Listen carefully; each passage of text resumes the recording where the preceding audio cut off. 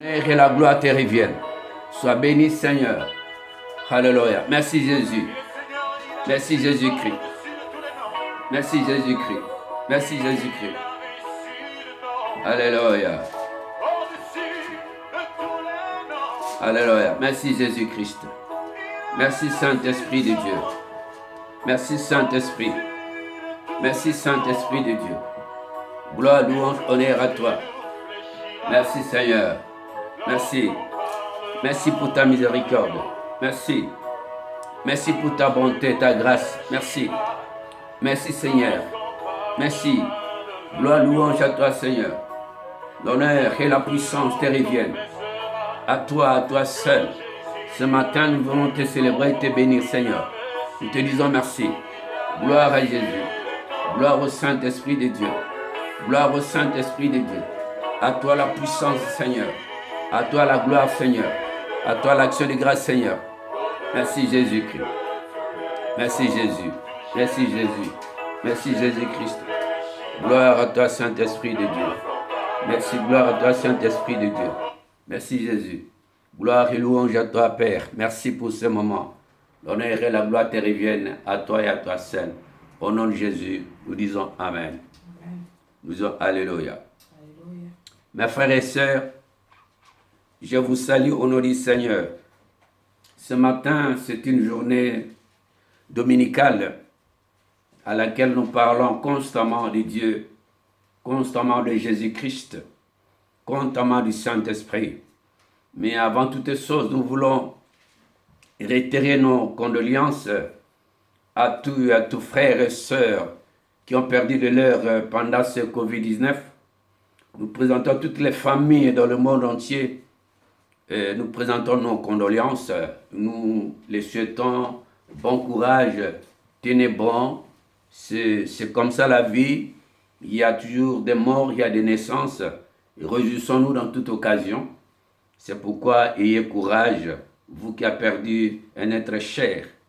Vraiment, ayez vos apaisements. Que Dieu vous fortifie, que Dieu vous donne la force de surmonter ces épreuves. Il y a ceux qui sont encore dans les hôpitaux, nous ne cesserons jamais de prier pour eux. Donc l'Église a un devoir de pouvoir prier pour les gens qui sont malades. Pour l'instant, c'est un moment très difficile pour les autres. Oui, prions aussi pour eux. Ceux qui ont perdu de l'air, prions aussi pour eux.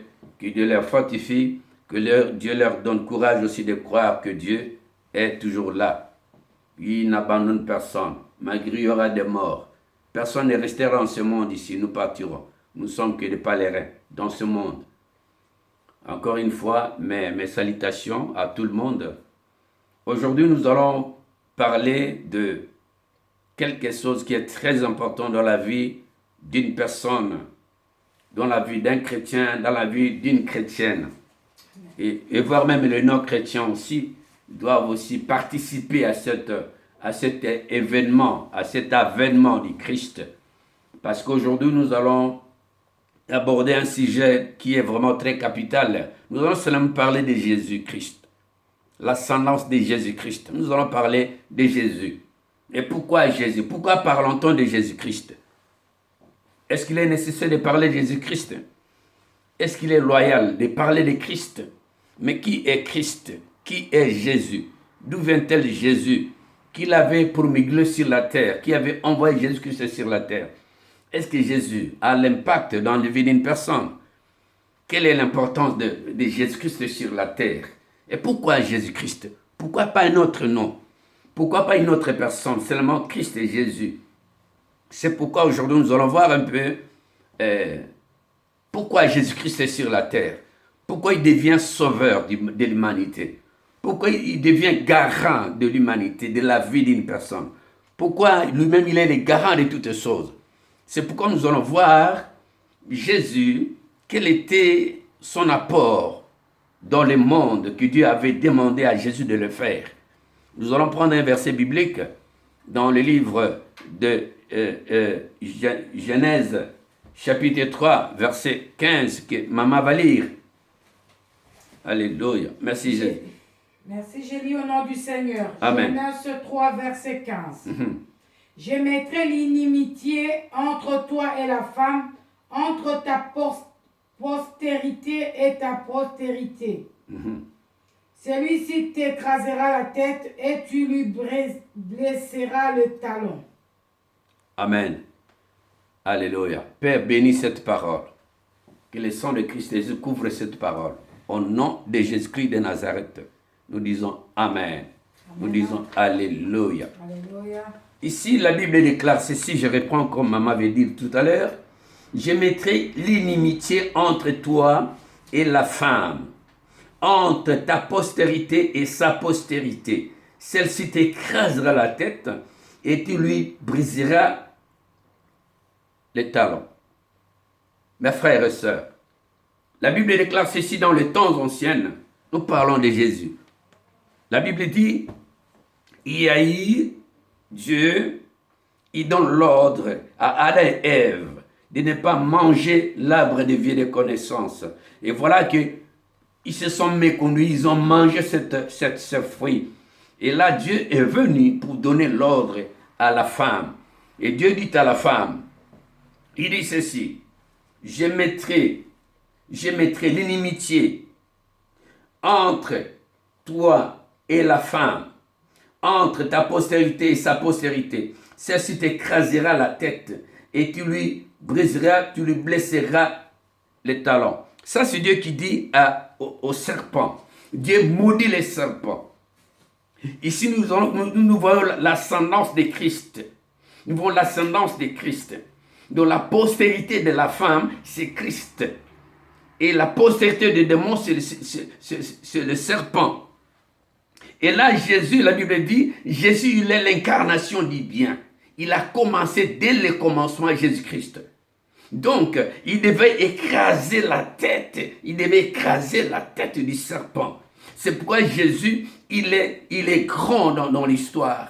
C'est pourquoi Jésus, ce sont des révélations prophétiques qui viennent de l'Éternel, des révélations hébraïques qui viennent de Dieu. Il dit seulement à la fin au serpent que comme tu viens de faire ainsi, il y aura la descendance de la femme qui n'est que d'autre que Christ et Jésus. Il t'écrasera la tête.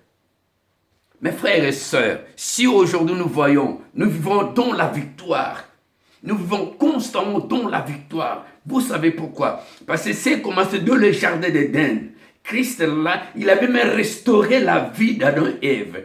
Malgré Dieu avait chassé Adam et Ève du jardin, mais la Bible déclare ceci, comme Dieu avait dit au serpent, que la postérité de la femme t'écrasera la tête. Alléluia. Ça, c'est la restauration de la femme. Quand Dieu a dit à Satan que tu seras écrasé la tête par la postérité de la femme, ça veut dire que c'est le moment là que Christ était sorti. Parce qu'à ce moment-là, Christ était là. C'est pourquoi Christ avait donné, il a eu le pouvoir. Jésus a eu le pouvoir dès le commencement. Il a restauré parce qu'Adam avait perdu l'autorité.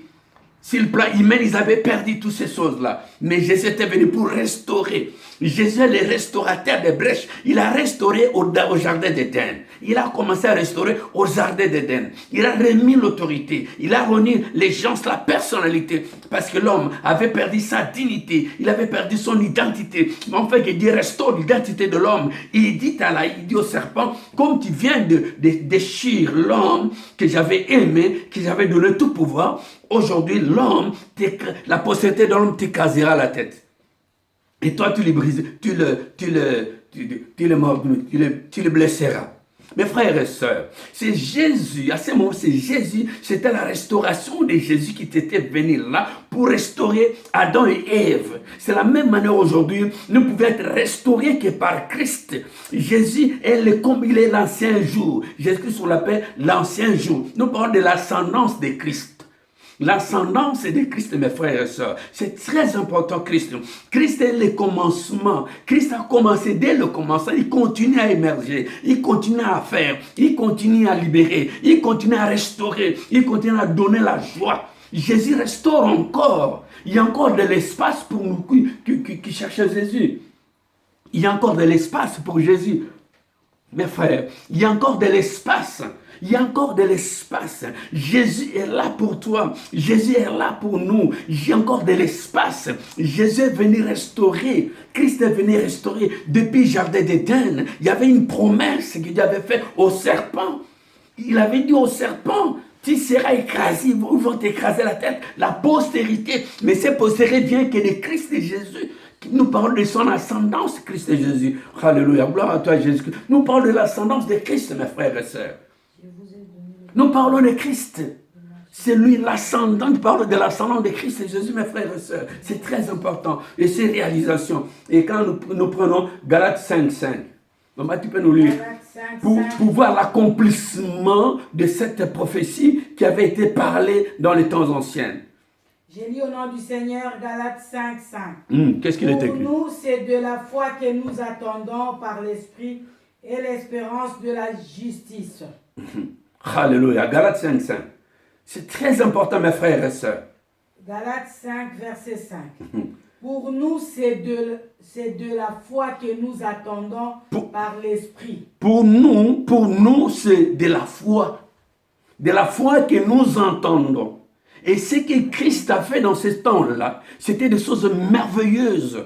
Mes frères et sœurs, Christ est venu restaurer notre vie. Il a restauré dès le commencement. C'est pourquoi aujourd'hui, la restauration de nos familles, la restauration de nos biens financiers et bancaires, la restauration de nos épouses, la restauration de nos enfants, de nos vies spirituelles, la restauration, Jésus restaure même un pays, toute une nation, Jésus peut restaurer, toute une maladie, Jésus peut restaurer, toute une maladie, Jésus-Christ restaure, il restaure mes frères et sœurs, il a restauré dès le commencement. Dès le commencement, il a reçu une promesse. Jésus marche avec des promesses. Toutes les promesses sont en Jésus. Jésus est la promesse de Dieu, mes frères et sœurs.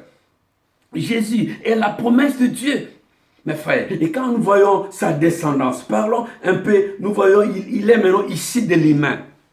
Ça, c'était ici de l'humain. Ça veut dire que cette promesse avait faite par Jésus lui-même, l'Éternel. Et quand nous parlons maintenant des descendants d'Abraham, quand nous lisons le livre de Genèse, chapitre